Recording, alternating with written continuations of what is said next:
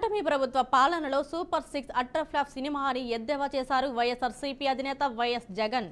YCP హయాంలో ఎన్నడూ urea కష్టాలు రాలేదని, రైతులు సంతోషంగా ఉన్నారని అన్నారు. అప్పుడు నేనే ముఖ్యమంత్రిని, ఇప్పుడు బాబు ముఖ్యమంత్రి, అంతే తేడా అన్నారు.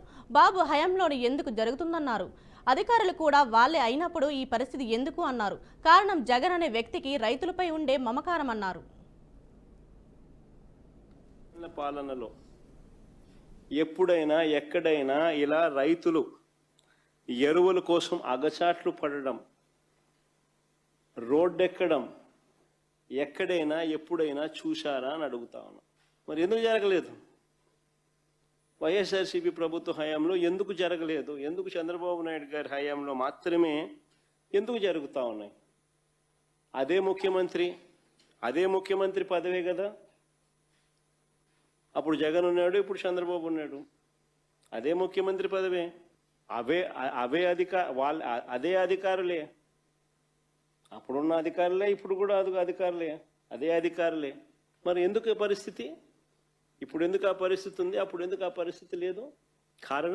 కారణం జగన్ అనే వ్యక్తికి రైతుల మీద, రైతులకు కష్టాలు రాకూడదు, ఉండకూడదు అని తాపత్రయం ఉండేది. వెళ్ళిన యూరియా అంతా కూడా, ఎరువులన్నీ కూడా టీడీపీ నాయకులు దారి మళ్లించి అధిక ధరలకు అమ్ముకుంటా ఉన్న పరిస్థితి. మరోవైపు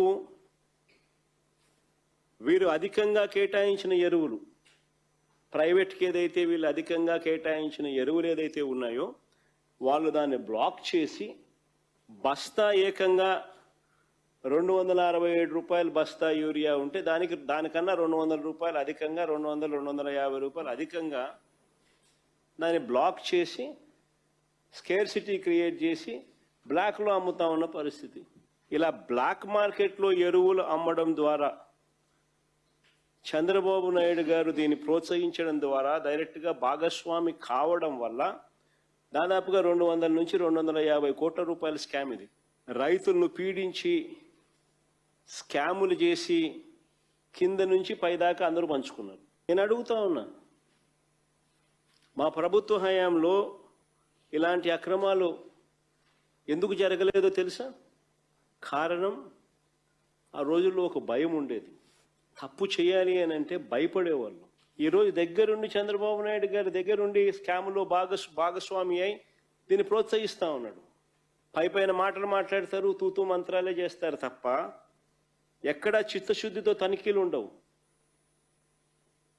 ఎక్కడా చిత్తశుద్ధితో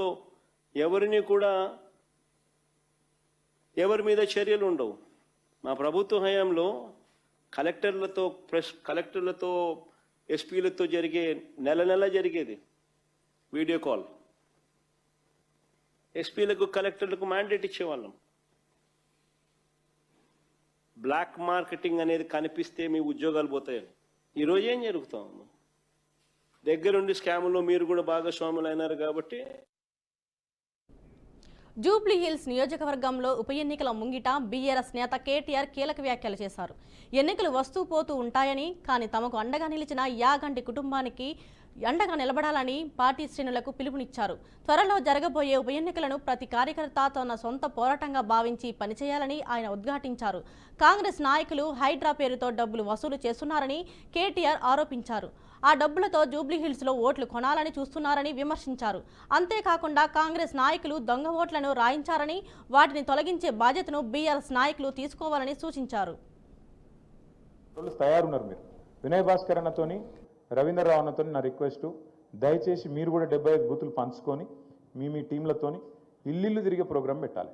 ఇంటికాడికి పోవాలి, దండం పెట్టాలి, గోపన్నని యాద్ చేయాలి, గోపన్న చేసిన పని యాద్ చేయాలి, పీజీఆర్ సాబ్ చేసిన పని యాద్ చేయాలి. చేసి బరాబర్ ఈసారి మళ్ళొక్కసారి ఖచ్చితంగా కేసీఆర్ గారి నాయకత్వానికి మీరు ఆశీర్వాదం ఇవ్వాలి. సార్ క్యాండిడేట్ డిక్లేర్ చేసినాక అందరం కూడా కలిసి క్యాండిడేట్తో సహా వస్తాం. దయచేసి మరి మాగంటి గోపీనాథ్ గారి కుటుంబాన్ని కూడా మనం ఆశీర్వాదం ఇవ్వాలి. పాపం వాళ్ళు ఇట్లా మత్తెలా చచ్చిపోయింది ఆయన, పాపం ఆయనకు అండగా నిలబడాలి అని చెప్పి ఆ మాట చెప్తూ ఇంటింటికి పోయి ఓట్లు కూడా చూసుకోవాలి, ఉన్నాయా లేవా, కొత్తగా చేర్పించాల్సిన ఏమైనా ఉంటే కూడా, తీసేయాల్సినవి ఉంటే కూడా 14 తారీఖు లోపలనే ఈ కార్యక్రమం చేసుకోవాలి. చేసుకుందామా?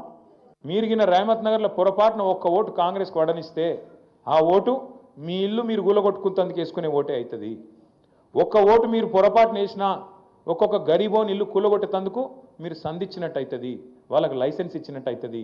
మరి కావన్నా వద్దా మీరే ఆలోచన చేయండి. ఇది మీ సమస్యనో నా సమస్యనో కాదు, నగరంలో ఉండే అందరి సమస్య. మీరు చూస్తున్నారు, హైడ్రా అనేది పెద్ద పెద్ద ఇంట్లో పెద్దవాళ్ళ ఇంటి మీదకి పోదు. రేవంత్ రెడ్డి అన్నగాడు ఇక్కడనే ఉంటాడు, తిరుపతి రెడ్డి అని, దుర్గం చెరువు పక్కకు నీళ్ళల్లో కట్టిండి ఇల్లు FTLలో, ఆడికి మాత్రం పోదు హైడ్రా. ఎందుకు? ముఖ్యమంత్రి అన్న కదా, పోతే ఉద్యోగం పోతుంది కదా, ఆడికి పోదు. ఆడికి పోతుంది, రహమత్ నగర్ పోతుంది, బోరబండ పోతుంది, యూసఫ్గూడ పోతుంది, షేక్పేట పోతుంది, ఎర్రగడ్డ పోతుంది.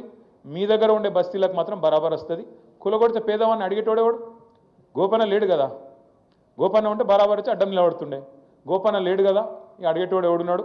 మేము చూసుకుంటాం, జూబ్లీస్ దున్ని పారేస్తాం అనే దాంతో పైసలు కొడతాం, అవసరమైతే ఆఖరికి ఓటుకింత కొడితే గరీబ్ గాళ్ళు మాకే అయిపోతే ఎవరికెత్తారు అనే ధైర్యము ఇలా కాంగ్రెస్ వాళ్ళు ఆ ధీమాతో ఉన్నారు.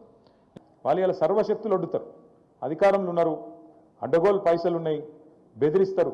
మీరు ఓటేయకపోతే సంక్షేమ పథకాలు బంద్ అవుతాయి అంటారు, మీరు ఓటేయకపోతే మీకు ఇల్లు రానియమంటారు, నీ ఇల్లు కూడా కొడతామంటారు, రకరకాలుగా బెదిరిస్తారు.